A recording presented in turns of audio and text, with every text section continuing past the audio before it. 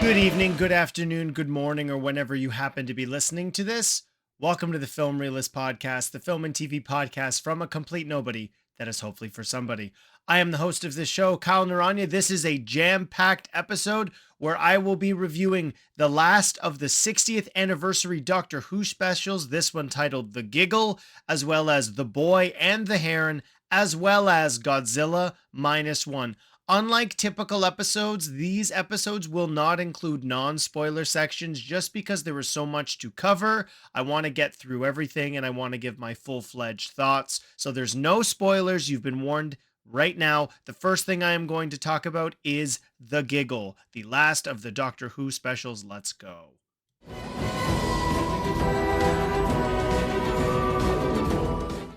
As already mentioned, the third and final of the 60th anniversary specials, The Giggle, has arrived, and oh boy, does a lot happen in this episode.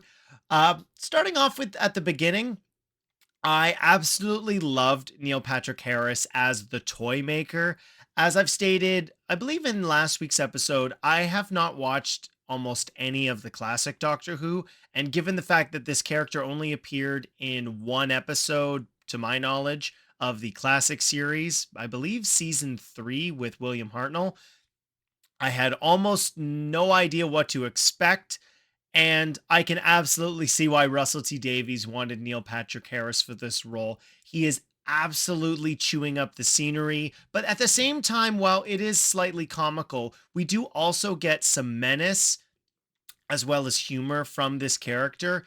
I know it's been trending already online with Neil Patrick Harris lip syncing to Spice Up Your Life or Spice Up Your Life, the Spice Girl song. It's hilarious and absolutely loved it and really gets to play with the showman that is Neil Patrick Harris. And I thoroughly enjoyed that. But at the same time, what I like so much about characters like this in the Doctor Who universe is that they are able to stand toe to toe with the Doctor in terms of their intellect. Now, of course, the toy maker in this episode is this playful.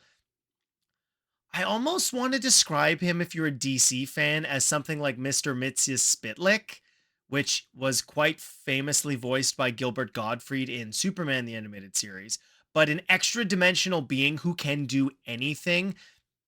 And having a character like that in Doctor Who so perfectly suits what the show is capable of, as well as showcasing what the sh- what Doctor Who is able to do with its storytelling and the absolute menace that it provides to the Doctor, given how he is completely outside of logic and science. It's kind of a similar relationship to Batman and the Joker. Funny enough, I think, where obviously the Joker is chaos and Batman is law and order, and so that dynamic was really interesting, particularly playing on the relationship that we have reestablished with Donna and the Doctor, her getting her memories back in the first special, and how David Tennant's 14th Doctor is terrified that after finally saving her, he might actually lose her. And I thought that was really entertaining and added a lot of drama to the episode, which is something we don't really get to see that often when the Doctor is not able to outthink it from a scientific, logically based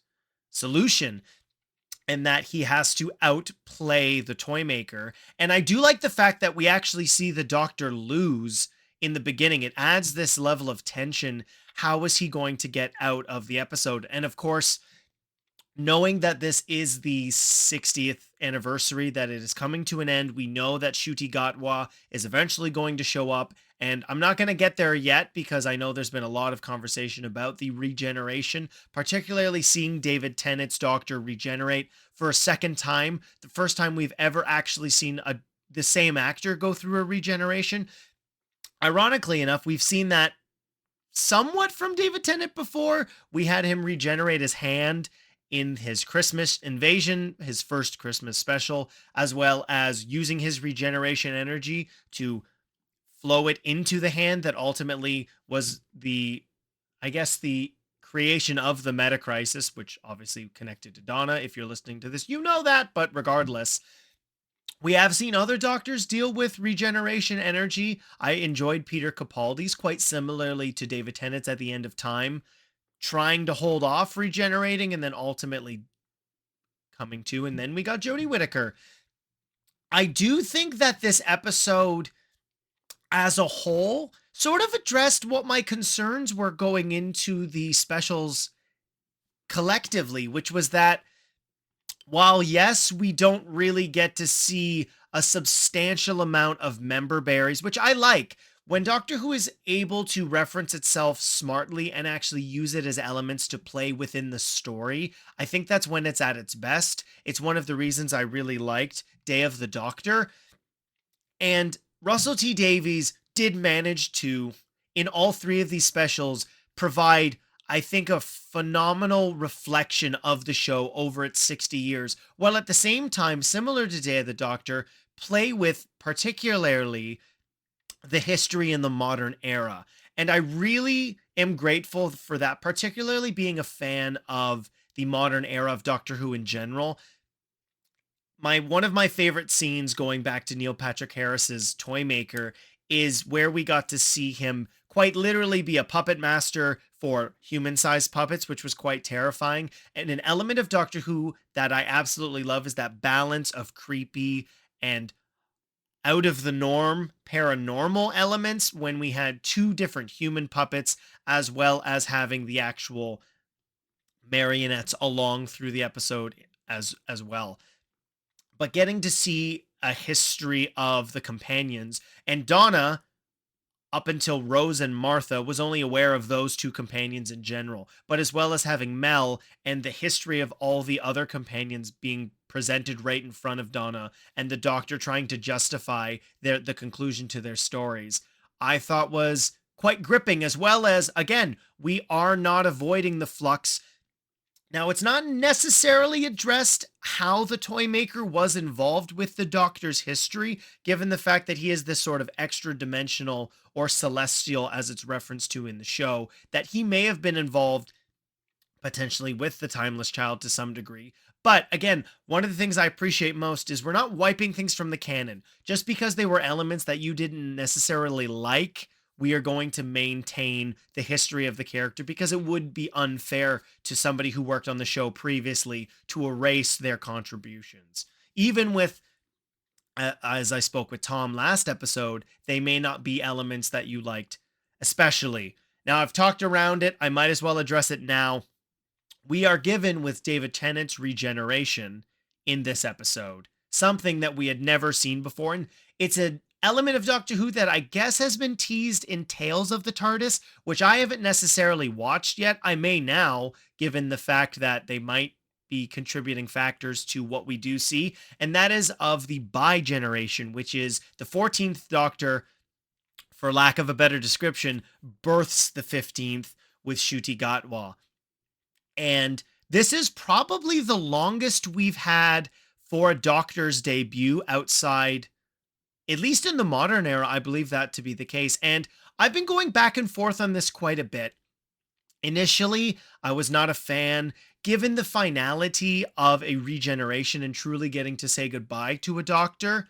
That's something that we've been accustomed to for 59 years at this standpoint. And even though David Tennant, as I've addressed, is my favorite Doctor, I was fully willing. It's completely out of my control, but I'd accepted the fact that that we were going to see David Tennant regenerate again. And I had discussed with some of my listeners that I thought the conclusion to his regeneration may be, as he said in his first regeneration, 10th going into the 11th Doctor does, that he did not want to go, that perhaps he would say that he was ready to at this point, perhaps fulfilling whatever goals or subconsciously something he had left behind in that having Donna regain her memories. Now, we do sort of get that and we sort of don't. Of course, this is now a massive addition to the Doctor Who canon, in where the previous Doctor generation does still exist, and we're given no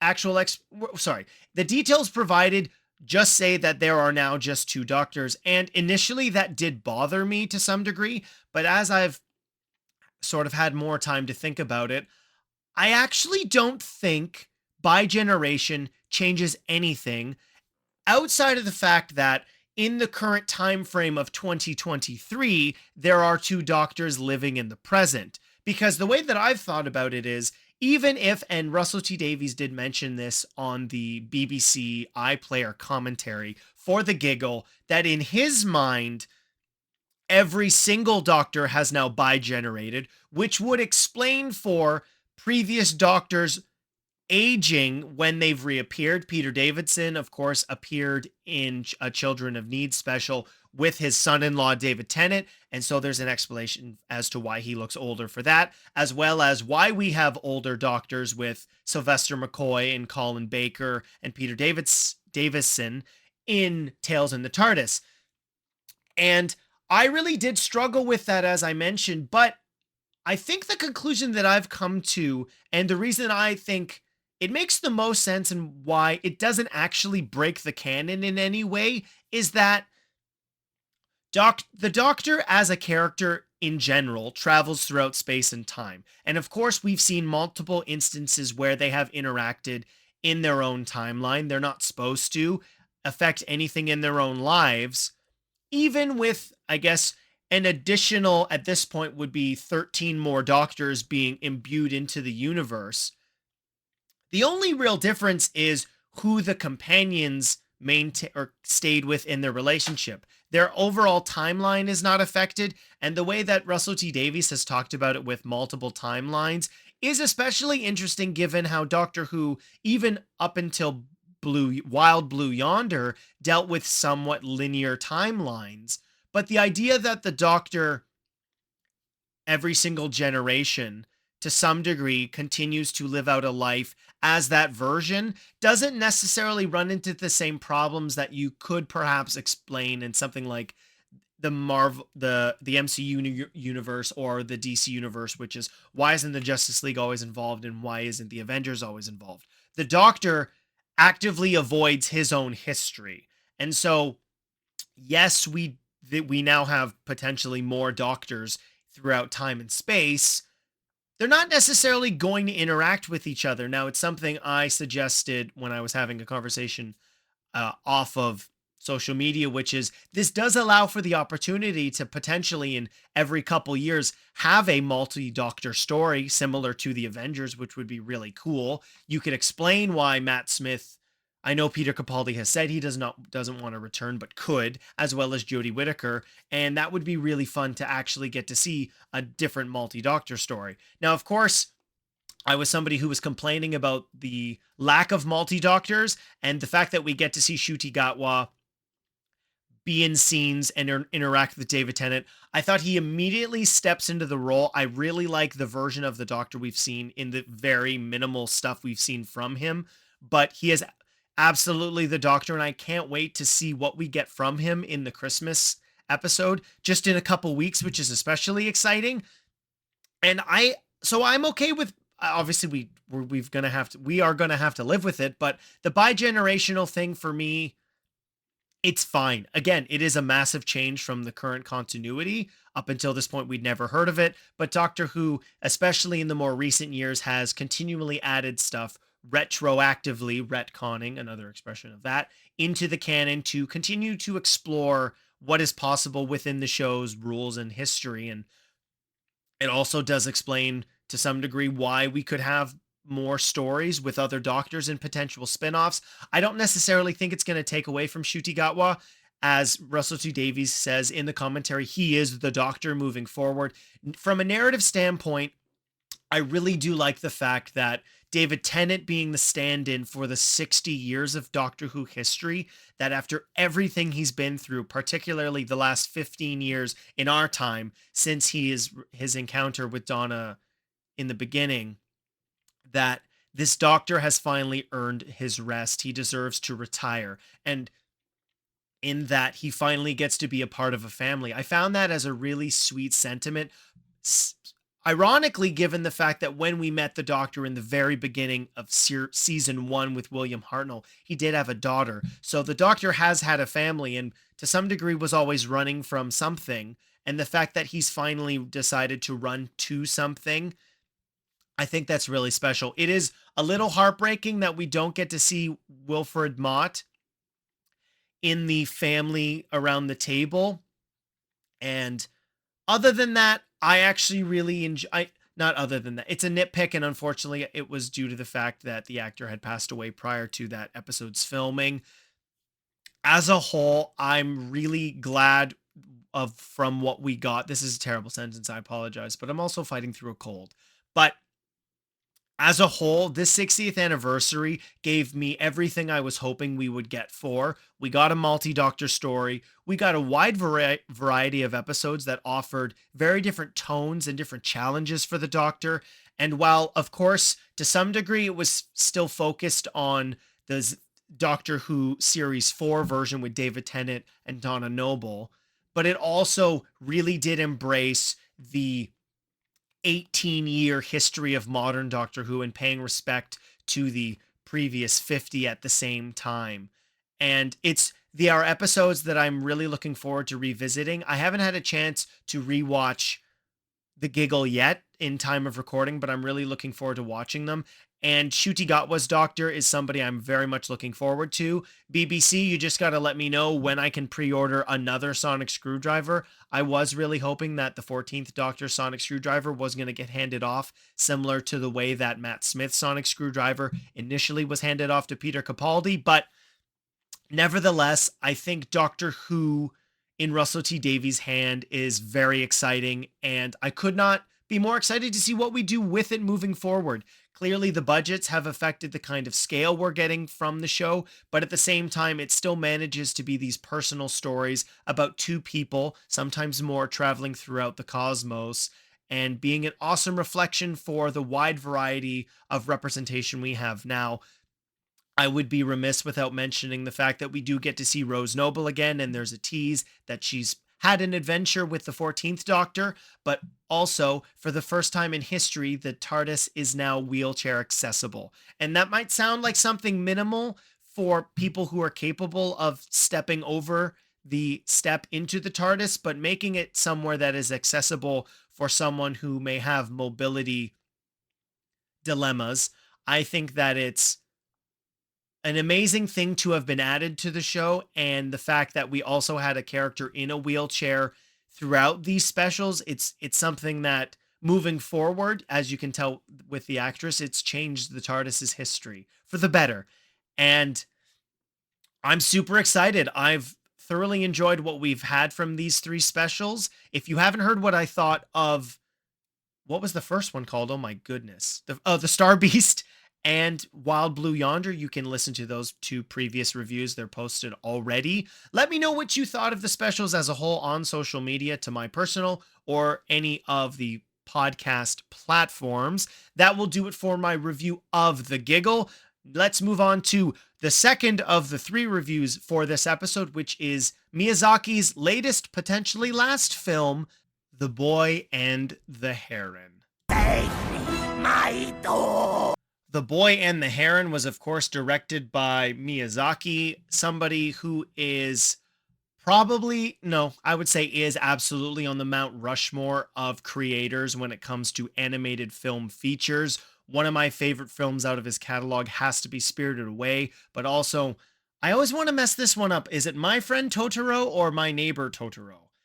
Now, I know that makes it sound like I haven't seen the film, but I promise you I have. What is it called? My Neighbor Totoro. I don't know why I messed that one up. But also Princess Mononoke, Howl's Moving Castle, as well as Ponyo. I haven't actually seen The Wind Rises yet. I'm going to have to fix that. But regardless, I did see The Boy, and I keep wanting to call it The Boy and the Blue Heron. I think that's because of Wild Blue Yonder and the color.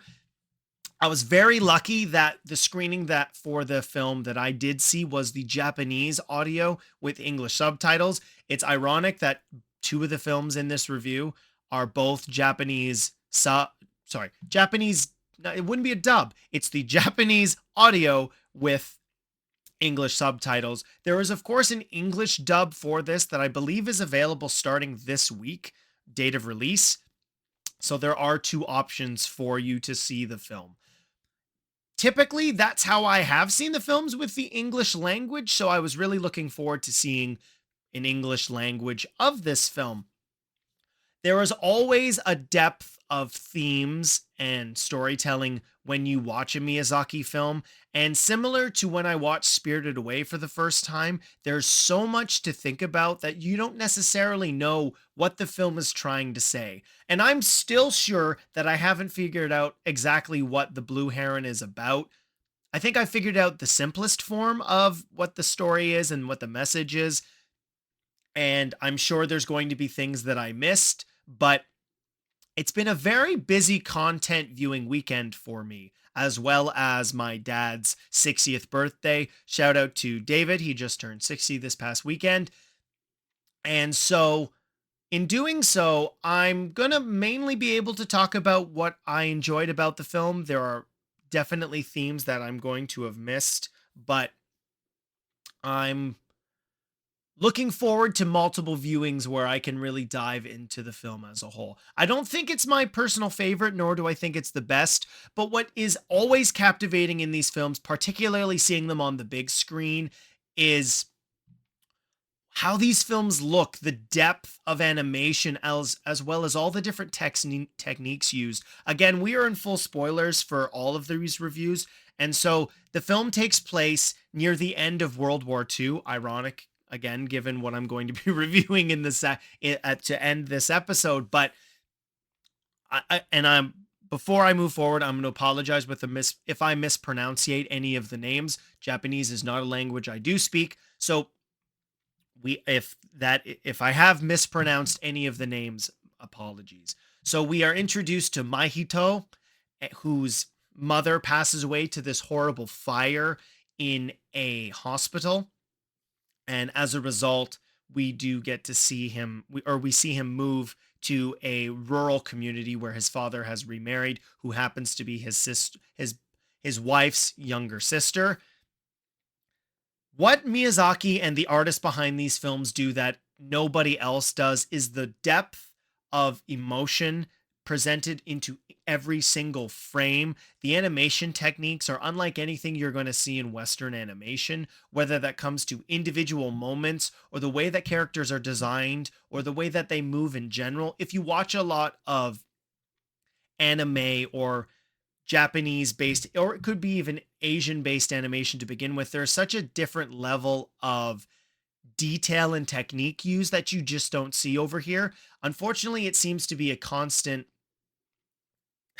effect with the rise in cost of animation, even with something like Invincible, which is paid for by Amazon and Prime Video, that the cost of animation is quite expensive, and 2D animation in general is used less and less and less. And it is impossible to compare something like Invincible to a Miyazaki film. The effects on screen that are all hand drawn, and there may be some computer camera moves in general, but the fact that this is all 2D animation, particularly with the fire effects, every single frame of this movie could be framed as a piece of art that you'd want to hang on your wall. And the emotion that it is able to draw from you at every single moment is quite substantial and astounding to some degree, given the fact that, for one, you're reading the entire film because, again, I don't speak Japanese, but the whole story being presented about this boy, one, losing his mother, and then going on this mission to find her and learning to let her go and embrace his new mom because to some degree of their relationship, but also that he's going to be having a younger sibling. And getting a story that is somehow Miyazaki's multiverse at the same time, where we get this pocket universe where Mahito meets a younger version of his mom who does serve some mission in this pocket universe that is all about maintaining the peace and balance of the world and good versus bad. It's quite substantial in terms of its significant themes, but at the same time, because it's a Miyazaki film, you also get to enjoy the oddness and, for lack of a better description, the weird reality that he presents to you, whether that's an army of budgies or not pigeons, but yeah, I think they're budgies, birds. there's a scene in the trailer where you see them anthropomorphic and quite large to some degree, and then morphing into much thinner, smaller versions attacking the dad. As always, the humor is so perfectly executed in this film. There's, I think, multiple jokes about being covered in bird feces, which of course is absolutely disgusting, but it's such a hilarious moment that occurs more than once. But at the same, as always with his films, also presenting such significant moments of calm and reflection. We get to see that this afterlife slash pocket universe also has a relationship to the birthing of souls and where an infant gets their identity from. With, ironically, I've said ironically too many times, but there are these creatures that similarly look they look, oh, that's a terrible sentence. I apologize. It's been a very, very long weekend. But we see these creatures that are the souls of children yet to be born, and they kind of look like the adipose from the Partners in Crime episode of Doctor Who. There's a lot of weird, unplanned connections between everything that I've seen this week, but I think that's quite fun because there's some sort of story being woven together, which I quite enjoyed. Not that they were ever planned by any of the creators whatsoever. Actually, well, Miyazaki, well, that's besides the point. And the journey that we go on Mahito and the experiences that he has, even as a 12-year-old, are really interesting and captivating in how that they are presenting the message to him without him even knowing it. I thought there might be an element where we do see him injure himself, and that trauma that he is trying to get over, he keeps having these nightmares of his mother's passing and that he wasn't able to save her. Again, really similar to something that we might be I might be discussing in my Godzilla -1 review. But I kept thinking throughout the film, what are we going to be told, or if there's going to be some massive twist? But I was expecting to some degree that maybe this might all be happening in his head, but no, there's no deep metaphor, and it seems to be happening in front of him. An element that I don't think necessarily is meant to be overly comedic, but it does help play with the tone of what's going on, is the three main characters are these beautifully animated, quite simplistic designs. And then all of the nannies or grandmas or aunties that are supposed to be taking care of Mahito and his new mother, what is her name? Natsuko, are very small and very exaggerated and very detailed. And one my favorite element of the entire movie is absolutely the gray heron, which the best way that I would be able to describe it to you is that it's Joe Pesci living inside of a heron, and he absolutely has that attitude from somebody. What is his character? Harry. Yeah, his name's Harry in Home Alone. Just trying to do his best. Things don't necessarily work his way, particularly in his relationship with Mahito, but the way that that friendship develops throughout the film is really funny. It starts off quite antagonistic, and it seems that potentially he may be leading Mahito down a dark path, but ultimately they build this rapport throughout the film, and he certainly has some of the best comedic moments throughout the movie in general. And the fact that he maintains his bird legs but has this bulbous, quite large nose and rounded off face poking out of the neck of a gray heron. It's just, he's very funny. And again, execution of a supporting character that only Miyazaki can do. I was joking with the friend of mine who I saw the film with that I absolutely need a plush of him, which would probably be horrifying, but also hilarious all at the same time. I don't know if this film is going to stand the test of time with some of the others. Again, I am sure that there are things in this that I missed, but ultimately placing this film in this outside of the Pacific War, and it being about, typically his films are all roundabout about children and learning something, some grand life lesson. And the way that Miyazaki is able to demonstrate the trauma that Mahito has from being unable to save his mom, as I've mentioned before, but the imagery in this presentation is unlike you're going to get in any other film. I'm really happy to Cineplex, who I believe picked up the at least Canadian broadcasting or theatrical distribution rights for this. So seeing it on the big screen is unlike any film you're going to see. It is the complete antithesis of something like Wish, which I haven't seen yet, so I don't want to be throwing shade at it at all. But Miyazaki's filmography and what everyone involved with this is able to do is unlike any other animation style, even amongst anything else you're going to see from Japan. And the fantasy worlds that they are able to create and the way that they are able to present the journey that this boy is on with the ridiculous is quite insane. And it's a methodical film that has very internal stakes for Mahito, but at the same time, it has this grand adventure that you would get from any typical fantasy story. And not to say that it is anything like you've seen before, because as with all Miyazaki films, it's not at all. Getting to see a boy completely tackled by a group of, not what are they, not puffins, what were they? Not even herons, they got a big mouth. My brain is mush. What is he tackled by? He is tackled by birds. Oh my, pelicans. He's tackled by pelicans. But the imagery and the presentation of the afterlife, while at the same time being about the birth and death and the internal resurrection within Mahito and the relationship that he develops with Natsuko, as well as the relationship to his dad, who from the outset seemed quite typical, and his minimal relationship with Mahito, but you see the caring and protective father start to come out, particularly after Mahito injures himself, but also when Mahito and Natsuko go missing, that he is on a one-man mission to save them from potentially where they are. So I really enjoyed the film. I think it's something that's definitely going to require multiple viewings, as well as probably reading much smarter people than I review what the film has to say and all of the hidden messages in its story.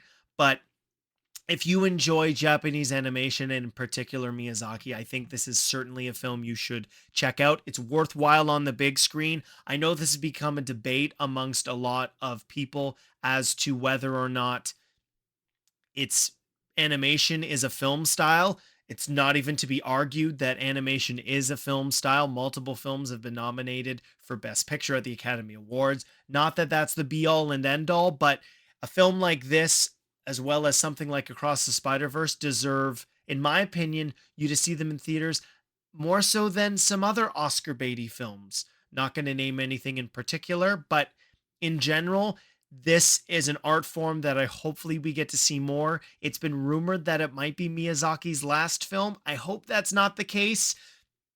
If it is, it's a filmography unlike anybody else, and it is one, if you haven't had a chance yet to see, I would recommend watching these because they are some of the best, if not the best, you are ever going to see from animation as an art form. So that wraps up my review of Boy and the Heron, The Boy and the Heron. To wrap up with this episode, I'm going to give you my review of the latest Godzilla film, Godzilla Minus One. The third and final review for this week is, of course, Godzilla Minus One. It's certainly an interesting tangent that, again, without getting into well, no, I will be getting into spoilers, that all three of these reviews have to do with not embracing, but ultimately acknowledging trauma and working through that and coming to some sort of resolution. And that is abundantly clear in this film, where it is a brand new continuity, and it's the first of the Japanese language Godzilla films I have seen in the theaters. This, again, being another similarity between the previous review with The Boy and the Heron. First off, there's been a lot of talk about this film, so my expectations were quite high. I took my dad to see it. Again, shout out Dave, happy birthday. And I really enjoyed this film. I think it's not as complicated as some might suggest, but while the film is not overly complicated, its simplistic nature allows for, I think, to be quite a satisfying and thoroughly engaging film going experience. We get to deal with the origin of Godzilla in the 1940s, an aesthetic that I really think suits this brand in particular. While, of course, I've enjoyed Godzilla 2014, Kong Skull Island, I mean, that's really it in terms of the Legendary Pictures modern monster universe. I'm not looking forward to Godzilla X Kong. There's not going to be a trailer reaction from me, but a lack of technology and dealing with a more, I don't want to say old, but it is, but the lack of yeah, oh my goodness. I'm just going to keep this in, whatever. In terms of what was capable, the human race was capable of in terms of warfare, obviously with World War II and the origin of the atomic bomb, which of course did ultimately result in the creation of Godzilla creature in fiction, but was a result in real life in the creation of the character in fiction. Yeah, that sentence makes sense. And so getting a character who ultimately was a kamikaze pilot and failed to do what he was supposed to in sacrificing his life for the mission of the war, and dealing with not only that, but the fact that his complete cowardice results in multiple other Japanese army members being killed by almost like baby Godzilla in the beginning. But don't get me wrong, this thing is not cute whatsoever. The feral, crocodilian, animalistic nature of Godzilla is presented here at its absolute best. I really do like when Godzilla is the villain, particularly in these versions of the films. I've seen some of the Japanese language origin film or original films, but I certainly have not seen all of them.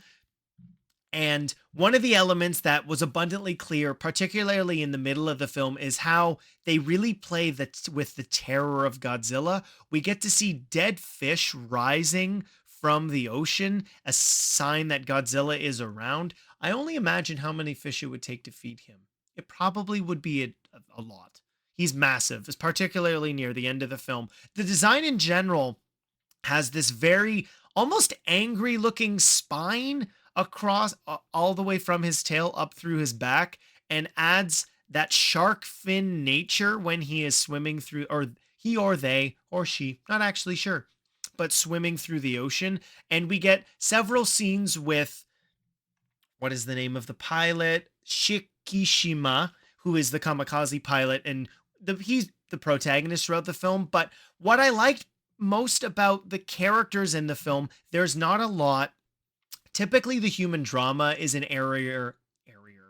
Oh my goodness, is an area of these Godzilla films and the monster movies in general where they suffer, where you overcomplicate all the relationships and you make them very melodramatic. And you could be critical of these to some degree and say that they are the case, but the relationships in general feel a lot simpler in their nature, but the rapport that each of the characters builds amongst each other makes you, I found myself much more invested than I had been in Godzilla King of Monsters or Godzilla v Kong.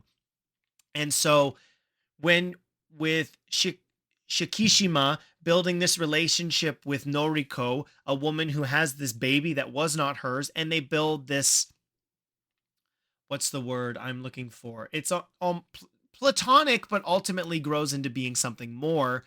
They are a blended family. That would be the word that I'm looking for. And in the way that that relationship evolves in so that this little girl does not have to be raised alone. And then having the two former veterans, you have the scientist in Noda, as well as, so, and then I'm sorry, I apologize for the names, but and then you have Hota, and you have, who is the other person?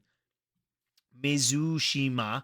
And so in only having three of the other crew members, that you build in this small community, and as the film goes along, it really adds to the tension and the way that these relationships evolve, particularly in preparing to go kill Godzilla. Certainly you get to explore, I would say, a relatively familiar version of post-traumatic stress with Shikishima, and one, the death of the people because of Godzilla. But every time we do see Godzilla's attacks, he continually is being revisited by these dreams of terror, and knowing that, or at least feeling that he is responsible for the damage happening because his what failure to use his plane to shoot Godzilla in the initial meeting at the very beginning of the film. And the crew that he has with Noda and Hota and Mizushima is that they are responsible for destroying bombs left in the ocean. And ultimately their run in with Godzilla is very Jaws. It's very, we need a bigger boat. And then Godzilla becoming more and more of a menace throughout the film adds into the scale. I really like Godzilla in the ocean, the aesthetic of him taking down World War II battleships. You never get sick of it, and getting to see another aesthetic that's really cool is when Godzilla is priming for an atomic beam. They call it heat ray in this film. The blue fire breath, to some degree, is that the fins on his back extend in blue, almost like talons, or the hair on the back of your neck extracting or rising up. And so you really get to feel the feral nature and the danger with these attacks. And even though that this is made for allegedly $15 million, that's been the reported thing, but who really knows if that is actually accurate given the comments from the director. But the scale and scope of the film in terms of the grandeur and horror in the damage and the effects is something that you still manage to see, even though that this is a completely made Japanese film. While the soap opera nature of the relationships at times is not necessarily going to win Oscars for best writing, I I really like the simplistic nature of those relationships because it gives you something to follow while not feeling as if it's tediously overly complicated. The one aspect that I did not appreciate was we do get a sacrifice from, I have to look at it again, from Noriko, the stand-in mother with Shikishima, or Kochi, and we do believe that she died, again adding, continuing to build on the guilt that Shikishima, the former kamikaze pilot, does feel, in him feeling responsible for Godzilla's continual terror throughout Japan. I don't like at the end that ultimately it's revealed she's alive. I think it's enough that the only technician left from the initial Godzilla attack at the very beginning of the film who is alive, and he's injured, so he has this limp, and he blames Shikishima for what has happened with Godzilla. I do like the fact that we do have a conclusion in that relationship, and ultimately Tachibana is responsible for Shikishima being alive, given the fact that he was going to sacrifice himself in destroying Godzilla. We learn throughout the film that Godzilla's exterior is super tough and can withstand anything that the Japanese, in terms of military armaments, would be able to sustain, or we'd be able to survive. But internally, he can be damaged and to some degree has a regeneration. But they believe if they could blow him up from the inside, potentially he could survive. So Shikishima is willing to fly as a kamikaze pilot into his mouth and blow him up, and ultimately does so. But I like that relationship between Tachibana, the serviceman with the limp, that ultimately, because he sees that Shikishima is willing to sacrifice himself for the greater good of everybody, and finally, well, again, awful, is willing to to be a kamikaze pilot, he builds in a eject seat so that way his daughter, or his adopted daughter, Akiko, won't be left alone. And so, yeah, I know I've seen some criticism that it's overly complicated and to some degree soapy, but it's a monster movie that, when it is simplified to this nature, I think makes for a much more gratifying and satisfying watch. I don't need it to be Game of Thrones level of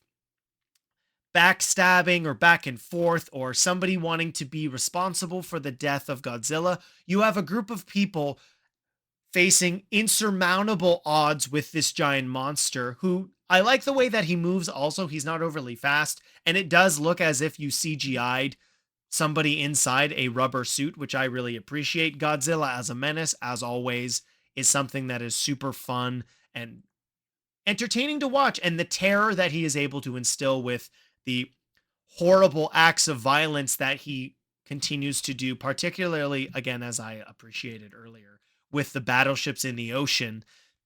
It's a super captivating movie and shows what Godzilla, in terms of films, is able to succeed upon and what makes them the best. I appreciated this much more than I have the more recent monster films. I'm sure, I mean, fingers crossed, I'd like to be wrong, but I think I'm definitely going to enjoy this more so than Godzilla X Kong, the most recent Godzilla movie I enjoyed in terms of Western productions was Godzilla 2014. And so it's awesome that we finally are getting to see more Japanese films get wide releases in North America. This film initially, I believe, had 500 theaters and managed to was so successful that it was expanded to, I believe, upwards of 2,500, which is amazing because having the opportunity to support these films and see them on the big screen is amazing. And it's something that I look forward to doing more often. That will do it for my review of Godzilla Minus One. As with the other two reviews, you can let me know what you thought of these on social media. Listen for the outro so you can find out what is coming up next week. Next week's episode will be a mystery. I'm not going to tell you. I can tell you that I am seeing a movie at TIFF this weekend. That review may or may not be posted next week. If not, I would like the opportunity to do a mailbag before the end of the year. So if you do have any questions for the podcast, you can email them at filmrealistspod@gmail.com, or you can send me a message on social media. As always, the podcast is on Threads, Twitter, Facebook, Instagram, TikTok, and now Blue Sky. That's Film Realists. If you're listening to this, I hope you would know, but if you don't, that's okay. Realists has 2 E's. I am on Twitter publicly, but everything else of mine is private for personal reasons. So you can follow those if you'd like to know what is going on with the podcast.